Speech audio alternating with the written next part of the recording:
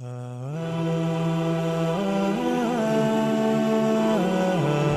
سوى العلم طريق للعلا، كل من ساروا عليه وصلوا.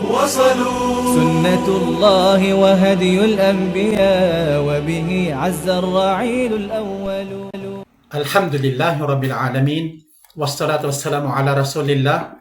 Assalamualaikum warahmatullahi wabarakatuh. Mga kapatid, natapos na natin ang unang haligi ng Islam na pananampalataya kay Allah at ang ikalawang haligi ng Islam na pananampalataya sa mga anghel. Sa ngayon naman ay simulan na natin ang ikatatlong haligi ng iman na al-imanu bil kutub, ang pananampalataya sa mga kasulatan o mga banal na aklat. Sabi ng may akda, huwal i'tiqadul jazim.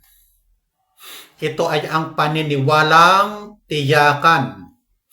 Ilang ulit na nating natalakay ang kahulugan ng salitang jazim o tiyakan, na ang pananampalataya sa mga kasulatan ay paniniwalang malalim sa puso ng isang mananampalataya nang walang katiting na pag-aalinlangan. Anna Allah Ta'ala anzala ala anbiyaihi kutuban bil haqq, na si Allah ay nagpababa sa mga propeta niya ng mga kasulatan kalakip ng katotohanan. Ito ay sinasampalatayanan ng tiyakan na may mga kasulatang ibinaba o ipinahayag si Allah sa mga propeta. Ano ang layunin ng pagbaba ni Allah ng mga kasulatang ito? Hudalin nas wa rahmatan bihim wa maw'adatan lahum wa hujjatan alaihim wa tibyanan likulli syai'in, bilang patnubay para sa mga tao, huda bilang awa sa kanila, rahmah bilang pangaral para sa kanila, at bilang katwiran laban sa kanila, at bilang paglilinaw para sa bawat bagay. Binanggit dito ng may akda ang kahulugan ng pananampalataya sa mga kasulatan, at binanggit niya ang hangganan, boundary, upang ang pananampalataya ng tao ay kompleto at totoo, na si Allah ay nagpaba nga sa mga propeta niya ng ilang mga kasulatan bilhaq, kalakip ang katotohanan. Bakit? Upang maging tagagabay sa mga tao, awa sa mga tao, pangaral sa mga tao, at bilang katwiran laban sa kanila. Anong ibig sabihin ng bilang katwiran laban sa kanila? Upang sa araw ng pagbangon o araw ng paghukom ay walang mga ngatwiran na halimbawa, hindi ko alam na totoo pala na mayroong Diyos. At natotoo pala na dapat akong sumamba sa nag-iisang Diyos na ito nang walang katambal, o hindi ako dapat mag-shirk. Walang mga ngatwiran ng ganito sapagkat mayroong mga kasulatang dumating sa atin. Subalit, pinasinungalingan lamang ng marami o kaya'y isinawalang bahala ang mga banal na aklat na ito, na kung saan ito po ang realidad sa pamumuhay ng mga tao sa buong mundo, anuman ang kanilang relihiyon. So masampalataya na mayroong banal na aklat, ang iba nga ni minsan hindi nakabuklat ng kanyang banal na aklat, kahit hitsura siguro ng cover ng kanilang banal na aklat, isinawalang bahala nila, hindi nila nakita. Sinabi ni Allah, وَنَزَّلْنَا عَلَيْكَ الْكِتَابَ تِبْيَانًا لِكُلِّ شَيْءٍ وَهُدًى وَرَحْمَةً وَبُشْرَى لِلْمُسْلِمِينَ. Ibig sabihin, nagbaba kami sa iyo ng aklat bilang pagpapalinaw para sa bawat bagay, bilang patnubay, bilang awa, at bilang balitang nakagagalak para sa mga Muslim, na ang mga kasulatang ito'y pagpapalinaw para sa bawat bagay, na kung saan kailangan ng tao sa lahat ng bahagi o lahat ng aspeto ng kanyang pambundong buhay upang maging matagumpay at maligaya sa mundong ito na kung saan magdadala din sa kanya sa walang hanggang kaligayahan sa kabilang buhay na siyang kaligayahang walang hanggan sa buhay na walang hanggan doon sa akhirah. Ang mga batayan sa pananampalataya sa mga kasulatan ay marami mula sa Quran at Sunnah ng Propeta sallallahu alaihi wasallam. Kabilang sa mga batayang ito ay ang sinabi ni Allah subhanahu wa ta'ala. Ganito ang ating mababasa. Ito ay sa Surah An-Nisa 136. Ya ayyuhalladhina aminu billahi wa rasulihi wal kitabil ladzi nazzala ala rasulihi wal kitabil ladzi anzala min qabl. Wa may yakfur billahi wa malaikatihi wa kutubihi wa rusulihi wal yawmil akhir faqad dhalla dhalalan ba'ida. Ang salin, ating basahin. O mga sumampalataya kayo kay Allah sa sugo niya, sa aklat na ibinaba niya, sa sugo niya, at sa kasulatang pinababa niya bago pa niyan. Ang sinumang tumangging sumampalataya kay Allah sa mga anghel niya, sa mga aklat niya, sa mga sugo niya at sa huling araw ay naligaw nga sa isang pagkaligaw na malayo. Nagsabi pa si Allah na nangungusap unang-una sa mga sahaba ng propeta sallallahu alaihi wasallam at sunod sa buong ummah sa kalahatan. Na ganito ang ating mababasa. Ito ay ating mababasa sa Al-Baqarah 136, ang talata. Qulu amanna billahi wa ma unzila ilayna wa ma unzila ila Ibrahim wa Ismail wa Ishaq wa Yaqub wal asbab wa ma utiya Musa wa Isa wa ma utiya an-nabiyyuna min rabbihim la nufarriqu baina ahadin minhum wa nahnu lahu muslimun. Sabihin ninyo, sumampalataya kami kay Allah sa pinababa sa amin at sa pinababa kina Abraham, Ismail, Isaac, Jacob, mga lipi ng Israel, sa ibinigay kay Moises at kay Jesus, at sa ibinigay sa mga propeta mula sa Panginoon nila. Hindi kami nagtatangi sa isa kabilang sa kanila. Kami sa kanya ay mga tagapagpasakop o mga Muslim. Ganito pa ang ating mababasa sa Surah Shura, versikulo 15, na ganito ang ating mababasa. Falidhalika fad'u wastaqim kama umir wala tattabi' ahwa'ahum wa qul amantu bima anzalallahu min kitab. Kaya para roon ay mag-anyaya ka, magpakatuwid ka gaya ng ipinag-utos sa iyo, huwag kang sumunod sa mga pithayaan nila at magsabi ka, sumampalataya ako sa pinababa ni Allah na aklat. Ang totoong pananampalataya sa mga kasulatan ay ang pananampalataya na si Allah ay tunay o literal na nagsalita sa mga kasulatang ito. Dahil ang mga kasulatang ito ay nagmula kay Allah at salita ni Allah. Kabilang dito ang tuwirang pagsasalita ni Allah na narinig sa likod ng tabing ng walang namamagitang sugong anghel, gaya ng pakipag-usap ni Allah subhanahu wa ta'ala kay Moises ng tuwirang pakikipag-usap. Kaya binansagan siyang Kalimullah, ang kinausap ni Allah ng tuwiran. Kabilang din dito ang pagpaparating ni Allah ng salita niya sa pamamagitan ng mga sinugong anghel sa mga sugo rin ng mga tao, yung hirang na sugo na tao. Kabilang din sa salita ni Allah ay sa pamamagitan ng pagsusulat mismo niya.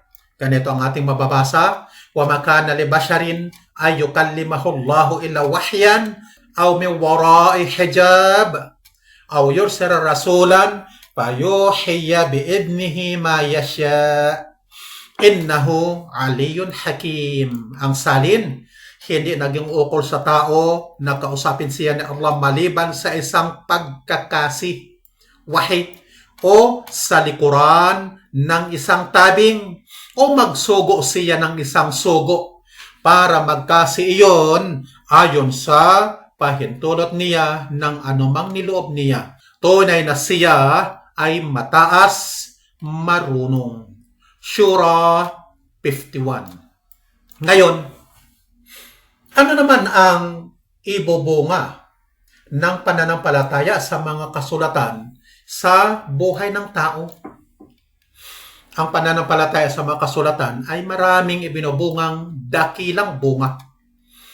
Ang una, sa bunga ng pananampalataya sa mga kasulatan ay ang pagkakaroon ng kaalaman ang tao sa dakilang pagkakalinga ni Allah sa mga tao. Na kung kaya ay ipinarating niya sa bawat kalipunan o bawat umma ng mga tao ang kasulatan o banal na aklat upang sila'y igabay niya sa pamamagitan nito. Ito ay nagpapahiwatig ng pagkakalinga ni Allah sa mga tao. Hindi lamang basta't nilikha niya sila at hinayaang mamuhay sa sarili nilang kagustuhan o sarili nilang pagkakatha, pag-iimbento ng mga sariling kautusan para ipatupad sa mga sarili nila. Maaari na ang mga inimbento nilang ito na mga alituntunin o mga batas ay naangkop sa kanilang panahon pero hindi ito naangkop sa iba pang panahon. O kaya naman, naangkop para sa isang pangkat ng tao pero hindi angkop sa iba pang pangkat.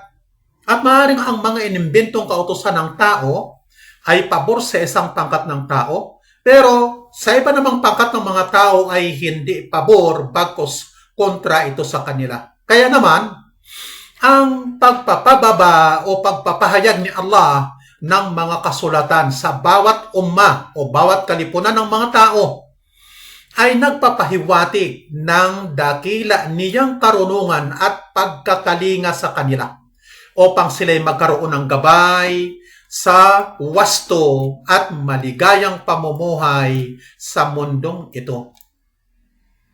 Ang ikalawang bunga ng pananampalataya sa mga kasulatan ay ang pagkakaroon ng kaalaman sa karunungan ni Allah na kung saan ay nagbaba siya ng kasulatan sa bawat kalipunan na naaangkop sa realidad nilang kalagayan. Gaya ng sinabi ni Allah, وَلِكُلٍّ جَعَلْنَا مِنْكُمْ شِرْعَةً وَمِنْهَاجًا. Para sa bawat kabilang sa inyo ay gumawa kami ng isang pagbabatas at isang pamamaraan. Ito ay mababasa sa Al-Maidah 48 ang bilang ng talata. Ito po ang dalawang karunungan at bunga ng pananampalataya sa mga kasulatan. At pinagdiinan natin dito sa pagsisipi ng talatang ito na ating binanggit na bawat umma ay gumawa kami, sabi ni Allah, ng isang pagbabatas. Nang ibig sabihin, kung nabanggit natin noon ng aqida ay hindi nagbabago sa lahat ng mga propeta. Pero ang mga kautosang ito na may kaugnayan halimbawa sa mga muamalat at ibadat ay magkakaiba. Depende sa pangangailangan ng bawat umma na naangkop sa kanilang kapanahunan.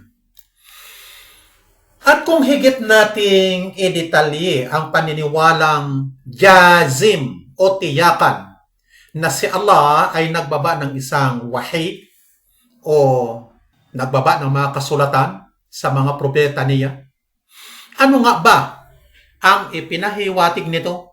At ano ang hinihiling nitong pananampalatayang panggawain sa mga tao?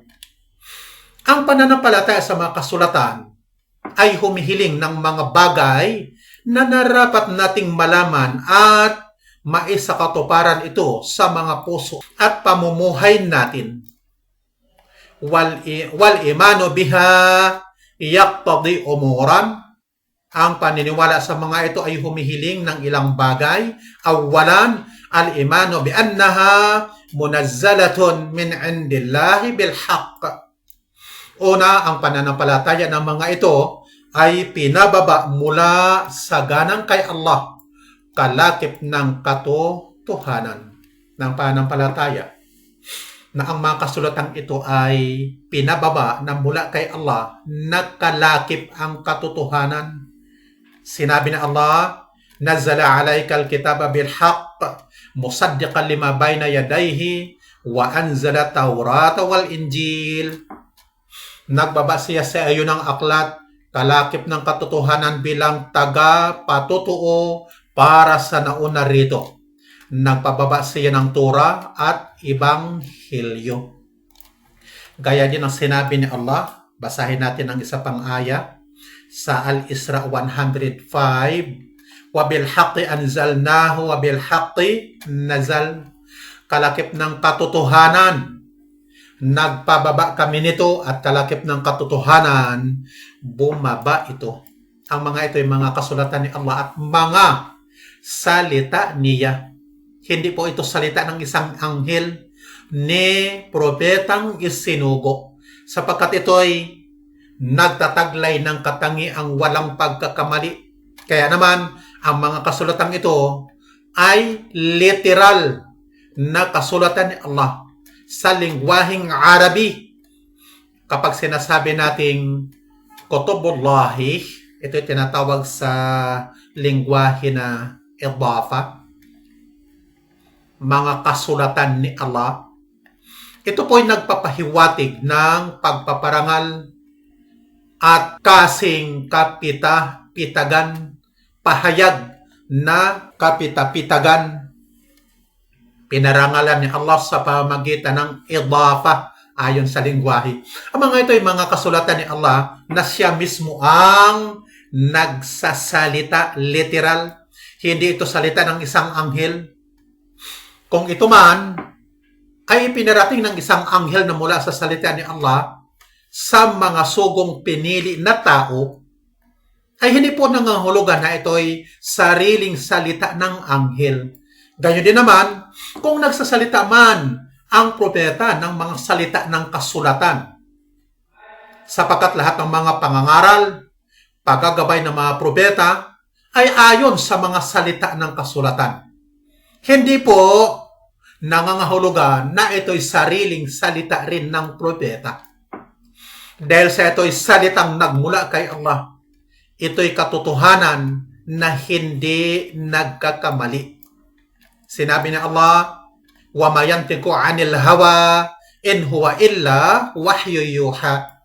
Hindi siya o ang propeta sallallahu alaihi wasallam ay bumibigkas ayon sa pithaya o ayon sa ganang kanyang sarili. Walang iba ito kundi isang kasi na ikinasi sa kanya. Ito ay sa Suratul Najm, talatang 3 hanggang 4.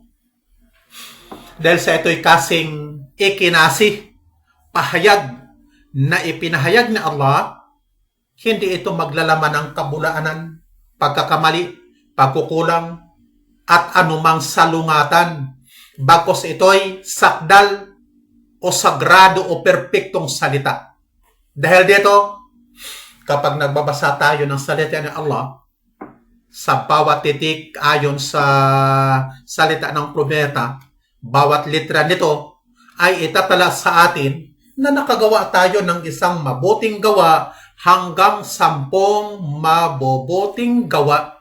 Wallahu yudha'ifu liman yasha, ayon nga sa Al-Baqarah, na si Allah ay nagpapaibayo, nagdodoble para sa sinumang niloob niya. Dinodoble niya ang mga gantimpalang ito nang walang takda. Bilang dagdag, mga kapatid, na paglilinaw sa sinabi natin na ang Quran at lahat ng mga kasulatang nauna ay si Allah mismo ang nagsasalita at hindi ito salita ng isang anghel ni ng propeta. Sapagkat mayroon po kasing mga sekta na kagaya sa Jahmiya na kabilang sa mga kampo ng ta'til na natalakay na natin sa unang haligi ng iman na paniniwala sa mga al-asma wa sifat, na sila, ang mga kampong ito ng ta'til, sila ay nagkaila at nag-alis sa mga pangalan at katangian ni Allah. Dahil ang paniwala nila na ang pagpapatibay o pagkilala ng mga al-asma wa sifat, ito daw ay pagkahulog sa tamthil na atin ang natalakay. Sila naniwala na si Allah ay walang katawan, walang buhay, walang mukha, walang kamay, walang paningin, at lahat ng mga katangian ay hindi umiiral kay Allah sapagkat ang mga ito ay katangian din daw kasi ng mga nilikha at hindi maaari na si Allah ay nagtataglay ng mga katangiang taglay din ng mga nilikha. Dahil sa hindi nila tanggap ang katangian ni Allah na panggawain sifat fi'liya na si Allah ay nagsasalita. Ang mga wahyi na ito sa mga propeta ay hindi talagang salita ni Allah.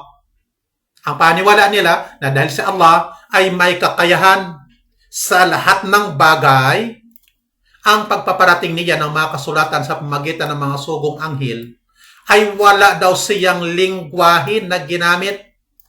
Ipinaalam lamang niya ito kay Anghel Jibril at ipinarating naman ni Jibril sa propetang hinirang sa lingwahe ng propeta na hindi talaga literal na si Allah ay nagsalita ng isang lingwahe kay Jibril at upang ito namang lingwaheng ito at mga pananalita ang iparating ni Jibril sa propeta sallallahu alaihi wasallam. Sa madaling salita, sila'y naniniwala na ang Quran ay wahi ni Allah, subalit hindi ito salita at lingwahe ni Allah. Bagkus ito'y salita at lingwahe ni Jibril alayhi salam na ipinarating nito sa propeta. At dahil si Anghel Jibril ay nilikha ni Allah, kung magkagayon, ang Quran ay nilikha at hindi salita ni Allah sapagkat hindi katangian ni Allah na nagsasalita na gaya ng nilikha niyang tao na nagsasalita.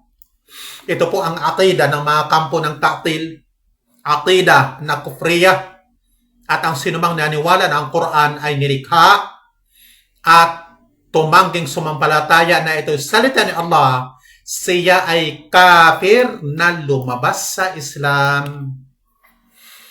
Kalakip ng paniniwala ng mga kampo ng ta'til ay ang paniniwala na si Allah ay hindi makikita daw sa kabilang buhay. Bakit hindi makikita? Sapagkat kung kinilala nila na makita si Allah, ay nangahulugan ito ng pagkilala din nila ng mga katangian at pangalan ni Allah. Kaya naman, ang paniniwala nila na si Allah ay hindi makikita. Ang sinumang naniwala na hindi makikita si Allah sa kabilang buhay, hindi siya makikita sa Jannah, ay isang kafir na lumabas sa Islam. Sapagkat pinasinungalingan niya si Allah at ang propeta sallallahu alaihi wasallam. Ano mang sikta o sinuman ang magsasabi na ang Quran ay nilikha, ito yung hulugan na ang Quran ay hindi salita ng Allah, bagkus ay salita ng nilikha. Samantalang tahasan na sinabi ng Allah na ito ay salita niya. Basahin natin ang aya sa Surah At-Tawbah na ganito ang ating matutunghayan. Wa in ahadu minal musyrikin astajaraka fa'ajirhu hatta yasma'a kalam Allah. Yasma'a kalam Allah thumma ablighu ma'mana. Kung may isa kabilang sa mga musyrik o tagapagtambal na nagpakalinga sa iyo, ay kalingain mo siya hanggang sa makarinig siya ng salita ni Allah. Literal na binanggit dito sa talatang ito. Pagkatapos, paabutin mo siya sa puok ng kaligtasan niya. Basahin pa natin ang isang aya sa Suratul Fath. Ang bilang ay 15. Yuriduna ay yubaddilu kalam Allah. Nagnanais sila na magpalit ng salita ni Allah. At tahasan ding sinabi ng propeta sa mga sahaba na ang Quran ay salita ni Allah. Sinabi niya, sallallahu alaihi wasallam, ala rajulun yahmiluni ila qawmihi fa inna Quraisyan qad mana'uni an uballigha kalam Rabbi. Mayroon bang isang lalaki na magdadala sa akin sa bayan niya sapagkat hinadlangan ako ng Quraysh na maiparating ang kalam Rabbi, salita ng Panginoon ko. Yan ay tahasang sinabi ng propeta na ang Quran ay salita ni Allah. Ang propeta at mga sahaba, sila po ay direktahang nagsasabi na ang Quran ay salita ni Allah. At ang Quran ay nagtuturo din sa atin na ito'y salita ni Allah. Kaya naman, ang sinumang nagsasabi na ang Quran ay hindi salita ni Allah, siya ay isang kafir na nagpapasinungaling kay Allah sa sugo niya, sallallahu alaihi wasallam, at ijma' ng mga Muslim. Ito ang kaparehong hatol sa mga tumanggi sa mga katingian ni Allah at tumanggi na makikita si Allah sa kabilang buhay na kagaya sa Al-Jahmiyah na tumangging sumampalataya na sa Allah ay makikita ng mga mananampalatayang Muslim sa paraiso. Ang mga ito ay kuffar na lumabas sa Islam sapagkat pinasinungalingan nila si Allah at sugo ni Allah. Sinabi ni Allah tungkol sa mga kuffar, ganito ang ating mababasa sa Suratul Mutaffifin. Kalla innahum arrabihim yawma idhil lamahjubun. Away hindi tunay na sila sa pagkakita sa Panginoon nila sa araw na iyon ay talagang mga lalambungan. Kung nilampungan ni Allah ang mga kuffar na hindi nila makikita si Allah sa kabilang buhay, na tanda ng pagpasok nila sa impyerno, ay makikita naman ng mga mananampalataya si Allah sa araw na iyon. Sinasabi sa Quran, wujuhu yawma idhin nadhira ila rabbiha nadhira. May mga mukha sa araw na iyon na nagniningning tungo sa Panginoon nila ay nakatingin. Ito ay sa Surah Al-Qiyamah 22 hanggang 23 ang bilang ng talata. Ang nadhira o nadhira, yung bad, nagniningning, ang salin o mga mukhang magaganda na maririlag na mga nakatingin kay Allah. Sinabi pa na Allah, lilladhina ahsanul husna wa ziyada. O kung sa mga gumawa ng maganda, ang pinaka maganda at isang karagdagan. Tunghayan po ninyo mga kapatid ang paliwanag ng propeta sallallahu alaihi wasallam mismo sa talatang ito na ating binasa, lilladhina ahsanul husna wa ziyada. Sabi niya, al-husna al-jannah. Waziyada, sabi niya, an-nadharu ila wajhillah. Ang al-husna ng salin, ang pinakamaganda, ay ang paraiso, at ang salitang waziyada, karagdagan, ay ang pagtingin sa mukha ni Allah. Basahin pa natin ang isang hadith. Sinabi ng propeta sallallahu alaihi wasallam, innakum satarawna rabbakum kama tarawna hadzal qamara la tudamuna fi ru'yati.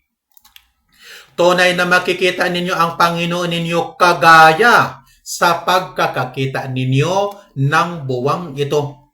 Walang alinlangan ang pagkakakita sa Kanya. Sa mga tiksong ito ay tahasan, diretsahan na sinabi ni Allah at ng propeta na makikita natin si Allah sa akhirah, na nagtuturo sa atin ng malinaw na si Allah ay nagtataglay ng mga sifatun datiya, katangiang pangsarili, na kagaya sa mukha, kamay, paa at iba pang katangiang pansarili, at siya ay nagtataglay din ng mga sifatun fi'liya, katangiang panggawain, na kagaya sa pagpapaibabaw na ating nang natalakay, o pagpaitaas, pagbaba, at pagsasalita. At hinggil sa pananampalataya natin sa mga naunang kasulatan at Quran, ang mga ito ay literal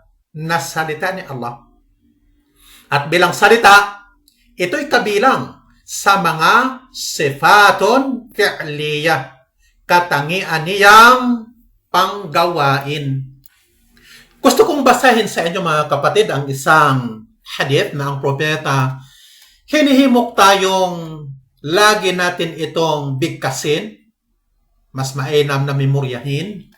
Sami'tu Rasulullah sallallahu alaihi wasallam yaqul, man nazala manzilan thumma qala a'udhu bi kalimatillahi tammati min syarri ma khalaq lam yadurhu syai'un hatta yartahila min manzilihi dhalik. Narinig ko ang sugo ni Allah na nagsasabi, ang sinumang dumating sa isang lugar at magsabi ng a'udhu bi kalimatillahi tammati min syarri ma khalaq, na ang salin, ako ay nagpapakupkop sa sakdal o perpektong salita ni Allah sa anumang masamang nilikha, ay walang anumang makapipinsala sa kanya hanggang sa siya'y umalis sa lugar na iyon. Kaya mga kapatid, memoryahin po natin ang zikir at dua na ito. A'udhu bi kalimatillahi tammati min syarri ma khalaq. Dahil sa ang Quran ay salita ni Allah, at ang salita ay kabilang sa mga katangian niya. Kaya naman ay itinuro ng propeta na magpapakupkop ang ta'awud, magpapakupkop sa pamamagitan ng salita ni Allah. Kung ang salita ng Quran ay nilikha at hindi kabilang sa katangian ni Allah, kung magkagayon, lalabas ngayon na tinuturuan ba tayo ng propeta na mag-shirk? Ito po ay imposible. Thaniyan, al-imanu bima alim nasmahu minha ta'yinan. Wa ma lam na'allam isamahu nu'minu bihi imanan mujmalan. Ikalawa, ang pananampalataya sa anumang nalalaman natin ang pangalan bilang pagtukoy. At anumang hindi natin nalalaman ang pangalan, ay sasampalataya tayo rito bilang pananampalatayang binuod. Ito'y nangahulugan na ang mga kasulatang ito bilang patnubay sa mga tao, awa sa kanila at paglilinaw ng lahat ng bagay, na ang ilan sa mga ito'y ipinabatid sa atin ni Allah ng detalye ang pangalan ng mga kasulatan at panahon na ito'y ibinaba, na kagaya halimbawa sa Torah, Ebanghelyo, Salmo at Quran.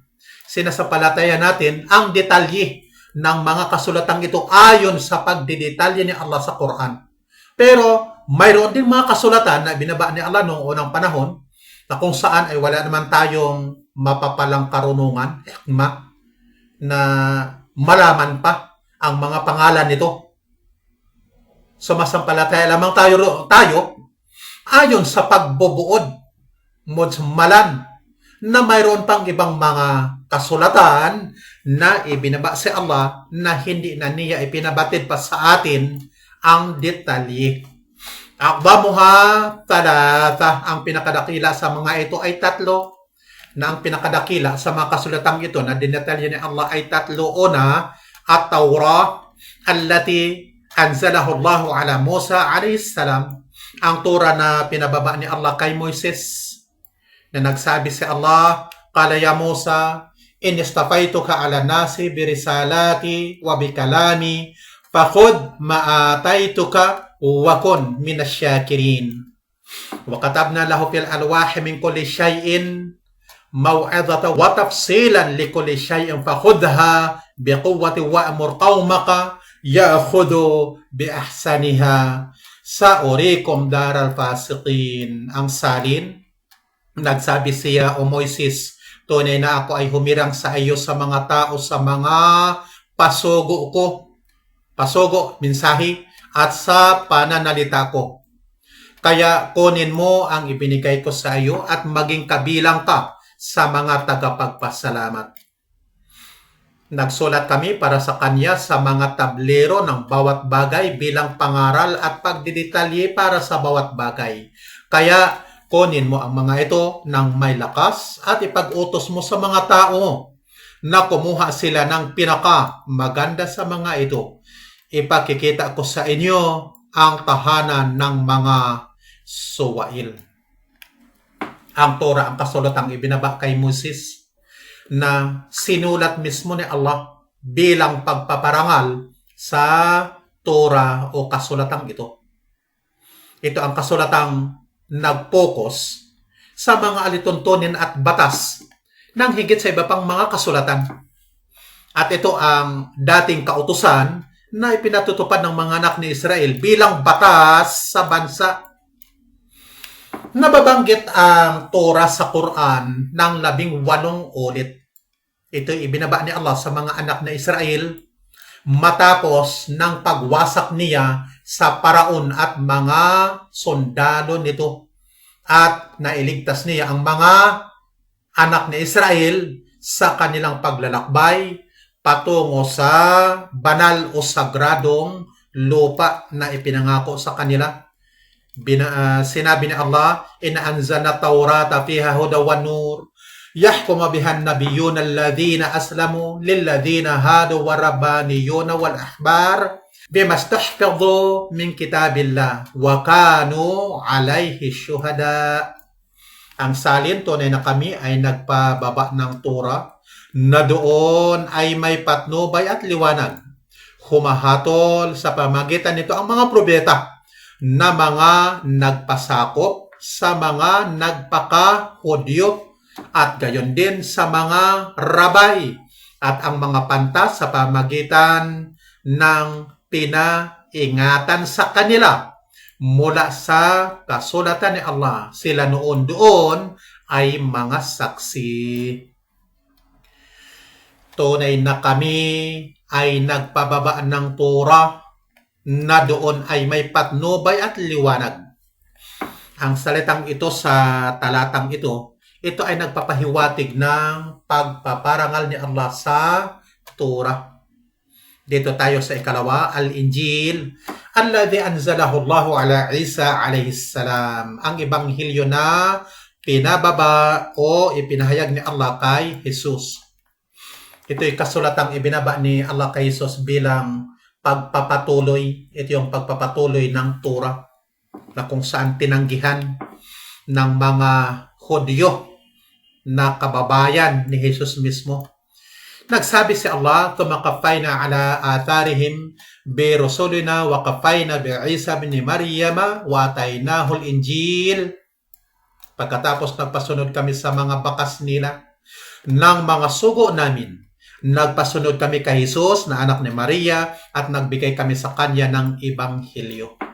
Nagsabi pa siya, "Wa atainahu al-Injila fiha hudaw wa nur wa musaddiqan lima bayna yadayhi min at-taurati wa hudaw wa mau'izatan lil muttaqin." Nagbigay kami sa kanya ng ebanghelyo na dito ay may patnubay at liwanag bilang tagapagpatutuo para sa nauna rito na Torah, bilang patnubay at bilang pangaral para sa mga muttaqin, tagapangilag, magkasala. Ang ebanghelyo, ang kasulatang higit na nagpahalaga sa bahaging pangkaasalan, pangangaral, hikam o karunungan at mga salawikain. Ito'y dakilang kasulatan na pagpapatuloy ng kasulatang Torah. Naglalaman ito ng patnubay, liwanag at mga kabutihan para sa mga tao ayon mismo sa binanggit sa Quran. Binanggit ang ebanghelyo sa Quran ng 12 ulit. Al-Quran alladhi anzalahu Allahu ala Muhammadin sallallahu alaihi wasallam. Ang Quran na pinababa ni Allah kay Muhammad sallallahu alaihi wasallam. Ang ikatlong kasulatan na binanggit ni Allah sa pangalan at kabilang ito sa pinaka-dakilang kasulatan ay ang Quran. Ito ang kasulatan ni Allah at himalang namamalagi na ibinaba kay Muhammad. Namamalagi, nabanggitan natin sa pagpapaliwanag sa panimula pa lamang ng librong ito kung bakit ang Quran ay himalang namamalagi o himalang walang hanggan. Huwa a'zamuha kulluha. Ito ay ang pinakadakila sa mga ito sa kabuuan ng mga ito. Ito ang pinakadakila sa lahat ng mga kasulatan sapagkat ito ang panghuli at binuo ang lahat ng mga alituntunin at batas para sa lahat ng mga tao at wala nang susunod pang kasulatan matapos nitong Quran. At ito rin ang aklat na nagpapatotoo at nagsusubaybay, muhaymin sa lahat ng mga naunang kasulatan. At ito rin ang pinakadakila sa lahat ng mga kasulatan sapagkat ang pananampalataya sa naunang mga kasulatan ay pananampalataya lamang at hindi kalakip sa pananampalatayang ito ang pagsasabatas at pagsunod. Samantalang ang pananampalataya sa Quran ay kalakip ang pagkilala, pagsasabatas at pagsunod ng mga nilalaman nitong mga kautusan. Sa madaling salita, ang pananampalataya sa naunang mga kasulatan ay inutos, pero ang pananampalataya sa Quran ay inutos na may kalakip na pagdakila, pagkilala, pagsasabatas at pagsunod ng mga nilalaman nitong mga batas o kautusan. Kaya naman, obligado ang pananampalataya sa naunang mga kasulatan na ito'y nagmula kay Allah, na ang mga ito'y katotohanan, patnubay, liwanag, paglilinaw at lunas sa lahat ng uri ng karamdaman, spiritual man o pangkatawan. Dahil dito sinabi ni Allah, basahin natin ang talatang ito sa Suratul Baqarah. Ganito ang ating mababasa. 136 ang bilang. Qulu amanna billahi wa ma unzila ilayna wa ma unzila ila Ibrahim wa Ismail wa Ishaq wa Ya'qub wal asbat wa ma utiya Musa wa Isa wa ma utiya an-nabiyyuna min rabbihim la nufarriqu baina ahadin minhum wa nahnu lahu muslimun. Sabihin ninyo, sumampalataya kami kay Allah sa pinababa sa amin at sa pinababa kina Abraham, Ismail, Isaac, Jacob sa mga lipi ng Israel, sa ibinigay kay Moises at kay Jesus at sa ibinigay sa mga propeta mula sa Panginoon nila. Hindi kami nagtatangi sa isa kabilang sa kanila, kami sa Kanya ay mga tagapagpasakop. Nagsabi pa si Allah, dito pa rin sa Suratul Baqarah, 285 naman ang bilang ng talata. Amanar rasulu bima unzila ilayhi min rabbihi wal mu'minun. Sumampalataya ang sugo sa anumang pinababa sa Kanya mula sa Panginoon niya at ang mga mananampalataya ay gayon din. Sinasampalataya na ng isang Muslim ang lahat ng salita sa Quran at lahat ng itinuturo nitong paniniwala, aqidah at mga dakilang kahulugan ng bawat talata ng Quran. At ang sinumang hindi sumampalataya sa kabuuan nito ay hindi lubos at wasto ang pananampalataya niya. Sinabi ng Sheikhul Islam at ng ilang mga salaf na si Allah ay nagbaba ng 104 na mga banal na aklat. Ito'y ulat na hindi naman tiyak ang autentisidad ng bilang nito. Magkagayon man, wala man tayong mapapala sa bilang Ang mahalaga ay sinasampalatayanan natin na mayroon pang mga kasulatan na hindi ipinabatid sa atin ni Allah ang detalye nito sapagkat nilubos na niya at kinumpleto ang kanyang mga batas sa Quran. Bagaman hindi natin pinagtitibay o kinikilala ang tumpak na bilang ng mga naunang kasulatan, sinasampalatayanan naman natin na lahat ng mga kasulatang nauna ay pinagsama ni Allah ang nilalaman nito sa 4 na kasulatang nabanggit sa pangalan sa Quran. At ang 4 ay pinagsama naman ni Allah ang nilalaman nito sa Quran. Kaya naman, sa Quran, pinagsama ang lahat ng mga naunang kasulatan. At pinagsama ang nilalaman ng Quran sa mga sura na mufassal. At ang mufassal ay nagsisimula po sa sura to Qaf hanggang sa huling sura ng Quran. At pinagsama ang nilalaman ng mufassal sa Al-Fatiha na siyang pinakadakilang sura. At pinagsama ang nilalaman ng Al-Fatiha sa 2 salita lamang na Iyyaka na'budu wa iyyaka nasta'in. Sa iyo lamang kami sumasamba at sa iyo lamang kami nagpapatulong. Basahin natin ang sinabi ni Ibnul Qayyim rahimahullah. Sabi niya, Sirul khalqi wal amri wal kutubi wal syara'i' wat tawabi wal iqab intaha ila hatainil kalimataini iyyaka na'budu wa iyyaka nasta'in wa alaihima madarul ubudiyyati wat tauhid. Ang salitang iyyaka na'budu, ang salin, sa iyo lamang kami sumasamba, ito po ay katumbas ng La ilaha illallah. At ang salitang iyyaka nasta'in, sa iyo lamang kami nagpapatulong, ay katumbas ng La hawla wala quwwata illa billah. Sinabi ni Allah, wa anzalna ilaykal kitaba bil haqqi musaddiqan lima bayna yadayhi minal kitab wa muhaiminan alayhi. Nagpababa kami sa iyo ng aklat kalakip ng katotohanan bilang tagapagpatutuo para sa nauna rito na kasulatan at bilang muhaimin, tagapagsubaybay rito. At ang kahulugan ng salitang muhaimin na binanggit na natin sa unahan, ang salin taga-subaybay, nangangahulugan ng tagahatol, tagapagpawalang bisa, nasikh, pinagkakatiwalaan, at tagasaksi sa mga naunang kasulatan.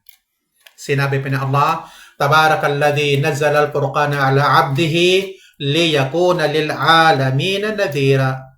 Napaka mapagpala ang nagbaba ng pamantayan sa lingkod niya upang ito para sa mga nilalang ay maging isang mapagbabala. Sinabi pa na Allah, magbasa tayo ng talata sa Surah Yusuf, number 2 ang aya.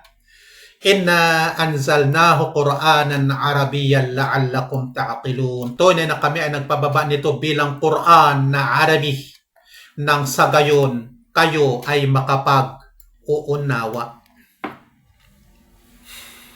Ang mga sumasampalataya sa Quran ay nahati po sa 2 grupo.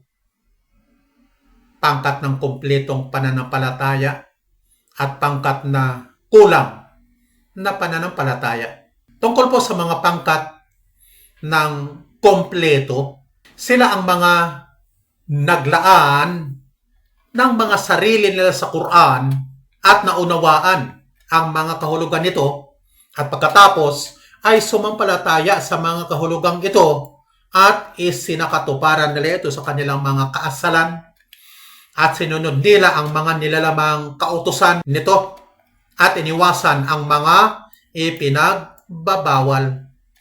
At hindi sila nagbigay ng kaibahan sa mga teksto nito na kagaya sa mga ahlul bidah na sumampalataya sa ilang teksto at tinanggihan naman nila ang ilan. Sila ang mga sumampalataya sa Quran ng kompleto.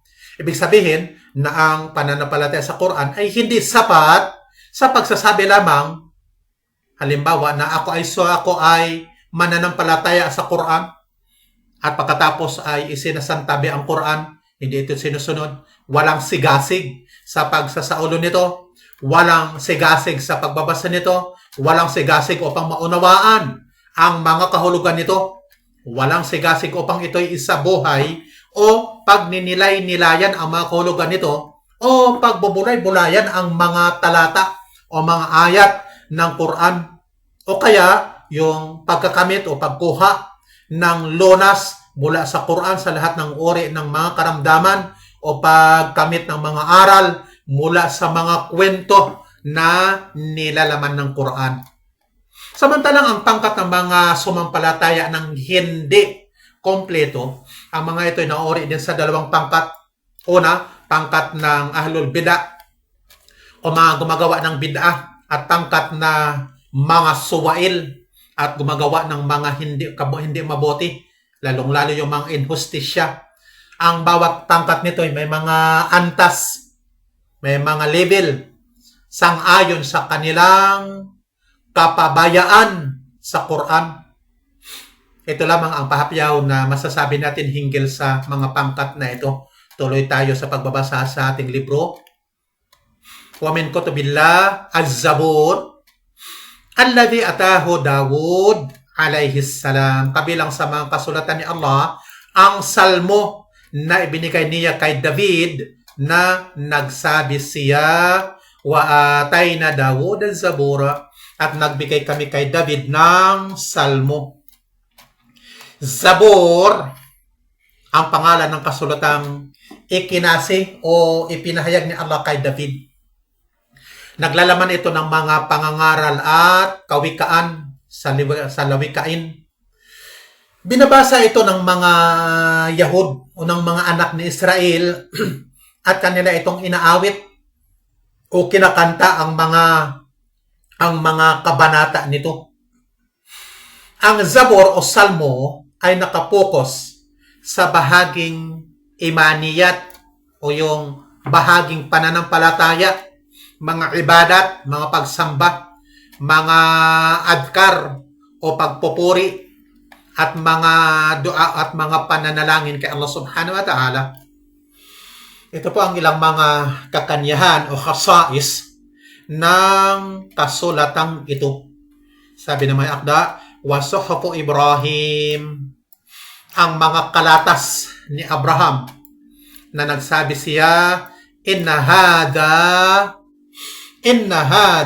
la fi suhufil ula suhufi Ibrahim wa Musa. Tunay na ito ay talagang nasa mga unang kalatas na mga kalatas ni Abraham at Moises.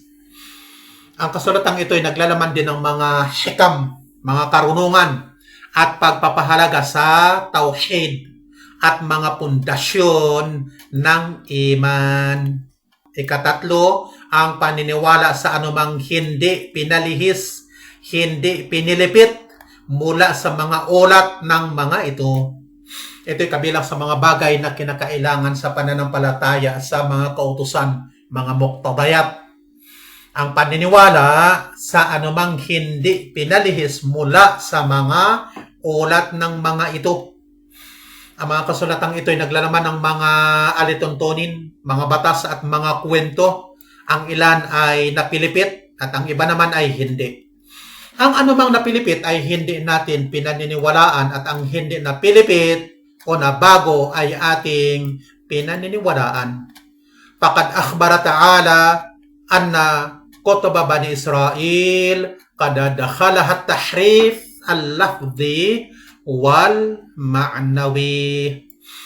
Nagpabatid nga si Allah na ang mga kasulatan ng mga anak ni Israel ay napasok ng mga pagpilipit na pampananalita at pangkahulugan sapagkat nagsabi siya, at ito yung aya na ating babasahin na ang tinutukoy ng pagpipilipit na pananalita. Ito po ay ang pag-aalis ng mga salita, pag-aalis ng pangungusap, pag-aalis ng mga parirala, at pagbabago ng salita. At ang pagpilipit na pangkahulugan, ma'nawi, ay pagpapakahulugang hindi angkop at pagpapakahulugang mali na isinisingit sa mga kasulatang ito. At ito ang sinipin na may akda na aya, yuharrifuna al-kalima an mawadi'i, naglilihis sila sa mga salita palayo sa mga katuruan ng mga ito. Sa isa pang aya, yuharrifuna al-kalima min ba'di mawadi'i, naglilihis sila sa mga salita nang matapos ng paglalagay ng mga katuruan ng mga ito. Nagsabi pa siya, wa inna minhum la fariqa yalwuna alsinatahum bil kitab litahsabuhu min al kitab wa ma huwa min al kitab wa yaquluna huwa min indillah wa ma huwa min indillah wa yaquluna 'ala Allahil kadhib wa hum ya'lamun. Tunay na kabilang sa kanila ay talagang isang pangkat na pumipilipit ng mga dila nila sa pagbigkas ng kasulatan upang mag-akala kayong iyon ay mula sa kasulatan. Samantalang iyon ay hindi bahagi ng kasulatan.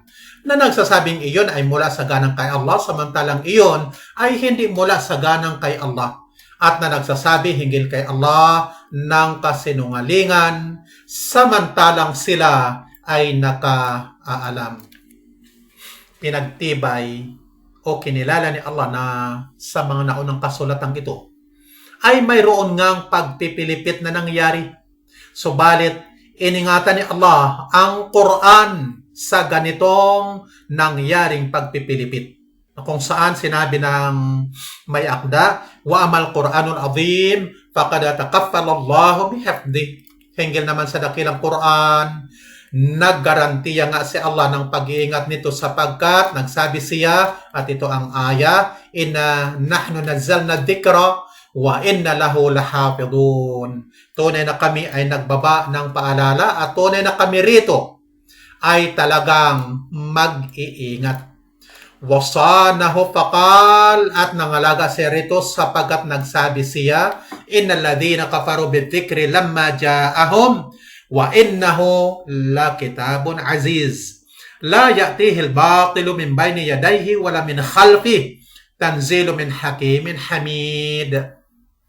Tunay na ang mga tumangging sumampalataya sa paalaala noong dumating ito sa kanila ay parurusahan. Tunay na ito ay talagang isang aklat na makapangyarihan. Hindi pumupunta rito ang kabulaanan mula sa harapan nito ni mula sa likuran nito. Ito ay isang pagbabala mula sa marunong kapuri-puri. Matapos banggitin na may akda ang pananampalataya sa mga kasulatan ng pananampalatayang ijmal o pagbubuod at pananampalatayang pagdetalye na pinangalanan ni Allah sa natura, ebanghelyo, salmo, kalatas ni Abraham at Moises. Mayroong nagsasabi na ang kalatas ni Abraham ay iba rin sa kalatas ni Moises, at Quran kung saan sinabi na may akda wa ta'sisan ala dhalik fa innal qasas wal akhbar madhkurata fi kutubi ahli al-kitab al-musammatu istilahan al-isra'iliyat la takhlu min thalathati ahwal. Bilang pagbabatay roon, tunay na ang mga kwento at ang mga ulat na nabanggit sa mga kasulatan ng mga may kasulatan, ahlul kitab, na tinatawag na Israeliyat ay hindi nawawala mula sa tatlong kalagayan. Sa panahon ng mga sahaba, ay mayroon silang mga ulat na tinatawag na may akda Israeliyat sapagkat sila ay nakikihalubilo sa mga ulama, yung mga rabay, pantas na mga Hudyo na nagkukwento ng tungkol sa kanilang kasulatan kung saan ang ilan sa mga ito ay muharraf na pilipit at ang ilan naman ay hindi pa napilipit o nabago sapagkat ang mga kasulatang ito ay dati nang napilipit bago pa ang pagsusugo sa Propeta Muhammad sallallahu alaihi wasallam. At tanyag ang mga Hudyo sa kaalaman sa kanilang kasulatan at pagpapalaganap nito sa mga tao. Ang mga ulat at kwentong ito tungkol sa kasulatan ng mga Ahlul Kitab na matanda at bagong tipan ay hindi po lalabas sa tatlong kalagayan. Sabi na may akda na ang mga ito ay sumasang-ayon sa nasa Quran. Na ang mga ulat na ito sa kanilang kasulatan matatagpuan sa mga aklat ng tafsir, aklat ng kasaysayan, aklat ng mga digmaan, aklat ng mga siyar o talambuhay, at mga aklat ng naunang mga ummah ng tao. Na mga ulat na ito ay sumasang-ayon sa Quran. Panataqdo sihataha li shahadati kitabina laha ka dhikri at-tufan wa qissati Ibrahim wa Yusuf wa Musa wa igraqu ali Fir'aun wa ayati Isa alayhi salam wa ghayruha duna ma tadammanathu min tafasil. Naniniwala tayo sa katumpakan nito dahil sa pagsaksi ng aklat natin sa mga ito, gaya ng pagbanggit ng kunaw, kwento ni na Abraham at Jose, Yusuf at Moises, paglunod sa mga kampo ni Paraon, mga himala ni Jesus, at iba pa sa mga ito nang hindi naglalaman ng anumang mga pagdidetalye. Sapagkat ang mga kwentong ito, ang mga ulat na ito na gaya sa naganap kay Noe at ang gunaw sa mundo, ang naganap kay Abraham at sa kanyang mga kababayan, kwento tungkol kay Jose, kwento tungkol kay Moises at mga detalye at mga yugto nito, ang pagkalunod ni Paraon at ang mga himala ni Jesus. Bilang pagbubuod, ang mga ito'y nasasaad sa mga kasulatan nila at binanggit din ni Allah sa Quran. Kaya naman, sinasampalatayanan natin ang anumang binanggit ni Allah sa Quran ng mujmal, pagbubuod, at ang anumang binanggit ni Allah sa Quran ng detalye. Samantalang ang ulat na may mga detalye na wala namang batayan at mga kahulugang salungat, mga pagkakamali, mga pamamaratang halimbawa sa ilang mga propeta at mga bagay na salungat sa Quran, ang mga ito'y itinatapon natin at sapat na para sa atin ang anumang ipinabatid ni Allah sa atin na nasa Quran. Athaniya, an takuna mukhalifatan lima fil Quran. Ikalawa na ang mga ito ay sumasalungat sa Quran. Panataqdo butlanaha wa annaha mimma ahdathuhu wa katabuhu bi aydihim walawaw bihi alsinatuhum kaza'mihim anna Lutan alayhi salam sharibal khamar wa zana bibnatayhi akramahu Allahu wa hasyah. Naniniwala tayo sa pagkabulaan ng mga ito at ng mga ito ay kabilang sa ginawa-gawa nila, isinulat nila sa pamagitan ng mga kamay nila, pinilipit nila ng mga dila nila, gaya ng pag-aangkin nila na si Lot alayhisalam ay uminom ng alak at nangalunya sa mga anak niya para ngalansiya ni Allah at ilayo roon. Sa mga nagbabasa po ng matandang tipan, ito'y mababasa nila maging sa komentaryo ng Torah at Talmud. Pinaratangan nila ang mga propeta sa pamagitan ng pagpipilipit nila ng kanilang kasulatan, Biblia, na maging ang mga suwail na mga tao ay hindi po magagawa ang mga krimen na ito. وَزَعْمِهِمْ أَنَّ عِيسَى هُوَ اللَّهُ أَوْ ابْنُ اللَّهِ أَوْ ثَالِثُ ثَلَاثَةٍ تَعَالَى اللَّهُ عَمَّا يَقُولُونَ عُلُوًّا كَبِيرًا. Gaya ng pag-aangkin nila na si Jesus ay Diyos o ang anak ng Diyos o isa sa Trinidad. Ta'ala Allahu amma yaquluna 'uluwan kabira. Kabilang din sa mga kalapastangan nila na pagpipilipit na ito na si Jacob o Jacob ay nakipagbuno, nakipag-wrestling sa Diyos. At ang kwento ay may detalye hinggil sa naganap na pagbubuno na hindi naangkop sa Diyos na maging sa mga propeta ng Diyos. Ang mga ito ay pinaniniwalaan natin na bulaan, walang katotohanan, at sinasampalataya na natin na ang mga propeta ay inosente sa mga pamamaratang na ito. At thalitha, an takuna ghayro muwafiqah wala mukhalifah. Na ang mga ito ay hindi sumasang-ayon at hindi sumasalungat. May mga teksto, ulat o kwento sa Matanda at Bagong Tipan na hindi sumasang-ayon at hindi rin sumasalungat sa Quran. Fala nusaddiquha wala nukadzibuha liqawli nabiyyi sallallahu alaihi wasallam. Hindi tayo magpapatutuo sa mga ito at hindi tayo magpapasinungaling sa mga ito batay sa sabi ng propeta sallallahu alaihi wasallam. Ang mga ito ay hindi natin pinaniniwalaan at hindi rin natin pinasisinungalingan. Ayon sa salita ng propeta, idha haddathakum ahlul kitab fala tusaddiquhum wala tukadzibuhum wa qulu amanna billahi wa kutubihi wa rusuli fa in kana haqqan lam tukadzibuhum wa in kana batilan lam tusaddiquhum.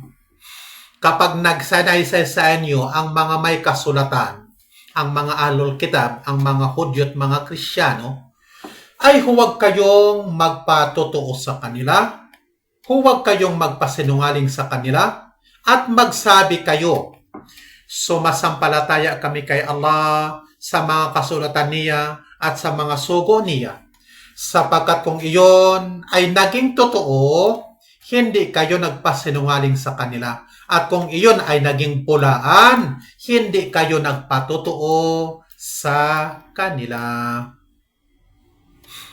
Gayunpaman, tunay na pinapayagan ang pagsasanaysay niyon at ang pagkukwento niyon batay sa sabi ng propeta sallallahu alaihi wasallam. Sinabi niya, haddithu an bani Israel wala haraj. Magsanaysay kayo tungkol sa mga anak ni Israel at walang pagkakaasiwa. Ibig sabihin, magsanaysay kayo batay sa kinikilala nilang banal na aklat, ang Matanda at Bagong Tipan, at walang pagkakaasiwa. Wa ghalibuha mimma la fa'idata fihi wala hajata ilay. Ang nakararami sa mga ito, sabi na may akda, ay kabilang sa walang pakinabang doon at walang pangangailangan doon. Sa ikatlong ito, na uri ng mga ulat na Israeliyat, ay pinahintulot ang pagsasanaysay at pagkukwento niyon ng walang pagpapatotoo ni pagpapabulaan. So, balit na rapat nating tingnan kung mayroon bang pakinabang sa pagsisipi nito. Kailangan bang pagsisipi nito para sa kapakinabangan natin sa paniniwala? Kung wala, sapat na sa atin ang aklat ni Allah at sunnah ng propeta sallallahu alaihi wasallam. Pansamantala muna tayong titigil dito at kung loloobin ni Allah, insyaAllah, ipagpatuloy natin ang araling ito sa ikatatlong haligi ng iman, ang pananampalataya sa mga kasulatan sa sunod na aralin. Hiling natin kay Allah na naway turuan niya tayo ng magpapakinabang sa atin at magpapakinabang sa atin ang anumang natutunan natin. Subhanakallahumma wa bihamdik, nashhadu la ilaha illa ant, nastaghfiruka wa natubu ilaik. Wassalamualaikum warahmatullahi wabarakatuh.